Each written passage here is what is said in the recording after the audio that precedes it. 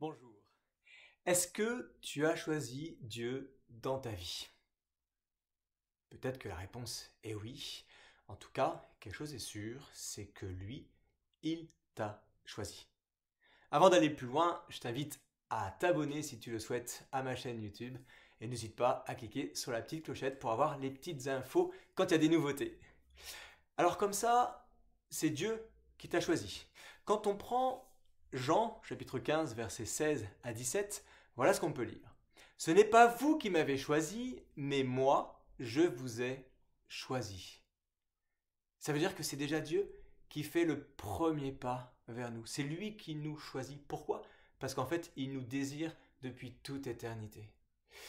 Il t'a choisi, et si on continue à lire, et je t'ai établi afin que tu ailles et que tu portes du fruit et que ton fruit demeure. Le Seigneur t'a choisi, m'a choisi pour qu'on puisse marcher à sa suite et pour qu'on puisse porter du fruit. Je trouve très beau ce petit passage-là. Je vous ai établi. Quand on établit quelque chose, c'est qu'on le rend droit, on le rend ferme, il ne bougera pas, c'est du solide. Eh bien, c'est le Seigneur qui fait ce travail-là. C'est lui qui nous rend solides. Parce que nous voulons être en lui. Et lui veut être en nous. Que l'on porte du fruit et que ce fruit demeure. Afin que ce que vous demanderez au Père en mon nom, il vous le donne. Vous savez, quand on prie, c'est qu'on se met en présence du Seigneur. Mais quand on prie pour quelqu'un, pour sa guérison par exemple, on va vraiment remettre cette personne au Seigneur et demander au Seigneur d'agir. Mais certains prient d'une manière plus avancée.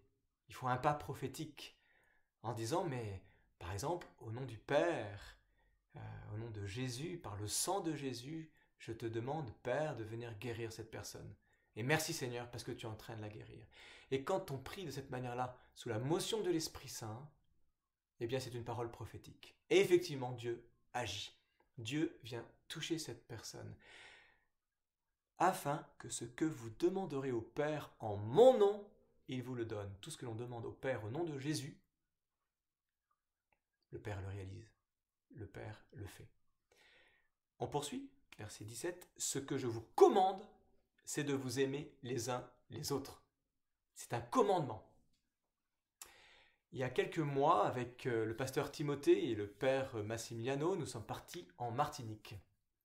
Il y avait un rassemblement, 250 personnes, 300 personnes. C'était un rassemblement œcuménique, enfin dans l'unité, vous voyez, un rassemblement charismatique. Et c'est vrai, il y a eu des grands temps de louange, il y a eu des temps de guérison, il y a eu des paroles de prophétie. C'était vraiment très très fort, très joyeux, c'était magnifique. On a vécu quelque chose vraiment de très très très beau avec le Seigneur. Mais vous savez, ce que les gens ont retenu dans les témoignages qu'on a reçus quelques jours, quelques semaines après, bien sûr que des gens ont été renouvelés, voilà, des personnes ont même eu des esprits malins qui ont été chassés, c'était vraiment quelque chose de costaud. Mais ce qui ont touché le plus les gens, ce qu'ils nous ont témoigné, c'est l'amour qu'il y avait entre le staff, les leaders de louange, les organisateurs, le prêtre, le pasteur. Voilà, ils ont senti cet amour fraternel qu'il y avait dans l'unité des chrétiens. Le commandement de Dieu, ce que je vous commande, c'est de vous aimer les uns les autres. Eh bien oui Seigneur, nous voulons être établis en toi. C'est toi Seigneur qui nous as choisis. C'est toi Seigneur qui veux porter du fruit à travers notre oui, notre abandon à ta volonté. Et oui Seigneur, nous te demandons la grâce de nous aimer les uns les autres de plus en plus. Dans Jean 13, verset 35, il est écrit « À ceux-ci tous connaîtront que vous êtes mes disciples si vous avez de l'amour les uns pour les autres. » Nous ne porterons pas de fruits si nous ne nous aimons pas. Soyez bénis dans le nom de Jésus. Que le Seigneur vous donne la grâce de l'amour fraternel. Amen.